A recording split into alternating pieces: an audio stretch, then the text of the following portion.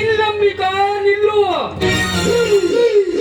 ರೆಕ್ಕೆ ಬಳಿಕ ಹಕ್ಕಿಯಂತೆ ಹಾರಾಡುತ್ತಾ ಅವಸರಪಟ್ಟು ಎಲ್ಲಿಗೆ ಹೊರಟಿದೆಯಾ? ಅಂಬಿಕಾ, ನೀ ಬಯಸಿದ ಅರಗಿಣಿ ಸರಿಯಾದ ಸಮಯಕ್ಕೆ ಬರಲಾರದು ಆತುರಪಟ್ಟು ಹೊರಟಿರುವೆಯಾ? ಅಥವಾ ಅಮೃತದ ಸವಿಯ ಜೇನನ್ನು ಸರಿಯಾದ ಸಮಯಕ್ಕೆ ಬರಲಾರದ ದುಂಬಿಯನ್ನು ಕಂಡು ಸಂಕೋಚ ಪಟ್ಟು ಹೊರಟಿರುವೆಯಾ? ಅಂಬಿಕಾ, ಇದರ ಬಗ್ಗೆ ನೀನೇನು ಯೋಚನೆ ಮಾಡುವ ಅವಶ್ಯಕತೆ ಇಲ್ಲ.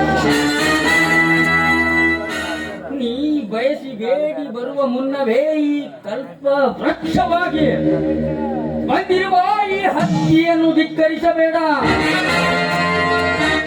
ಅಂಬಿಕಾ, ಈ ನಿನ್ನ ಪರಿಮಳವನ್ನು ಸವಿಯಲು ಕಂಡು ಏನಾದರೂ ನಿನ್ನ ಹೃದಯದಲ್ಲಿ ಭಯ ಹುಟ್ಟಿತೆ?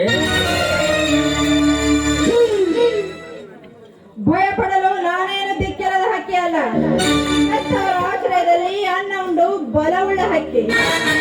ಆಕಾಶದಲ್ಲಿ ಹಾರಾಡುವಾಗ ನಿನ್ನಂತ ರಣಹದ್ದುಗಳು ಬಂದರೆ ಅವುಗಳ ರೆಕ್ಕೆಯನ್ನೇ ಕತ್ತರಿಸಲೆಂದು ಬಂದಂತ ಹಕ್ಕಿ. ಮಾಲ್ತೇಶ, ನಾನು ನೋಡ್ತಾ ಇದ್ದೇನೆ, ಈ 2-3 ವರ್ಷಗಳಿಂದ ನನ್ನ ಹಿಂದೆ ಸುತ್ತಾ ಇದ್ದೀಯ. ಯಾಕೆ? ಹೆಣ್ಣೆಂದರೆ ಏನೆಂದು ತಿಳಿದಿದ್ದೀಯ? ಮಾರುಕಟ್ಟೆಯಲ್ಲಿಟ್ಟಿರುವ ಹಣ್ಣೆಂದು ತಿಳಿದಿದ್ದೀಯ ಅಥವಾ ನೀನು ಒದೆಯುವ ಮಣ್ಣಿನ ಧೂಳೆಂದು ತಿಳಿದಿದ್ದೀಯ?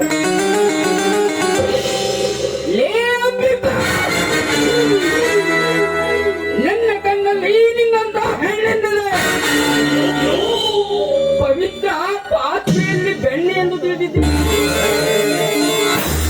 ಅಂಬಿಕಾ, 3 ವರ್ಷಗಳ ಹಿಂದೆ ಈ ಬೆಣ್ಣೆಯಂತ ಹಣ್ಣು ನನ್ನ ಪಾತ್ರೆಯಲ್ಲಿ ಹಾಲಾಗಿ ಕಂಡಿತು.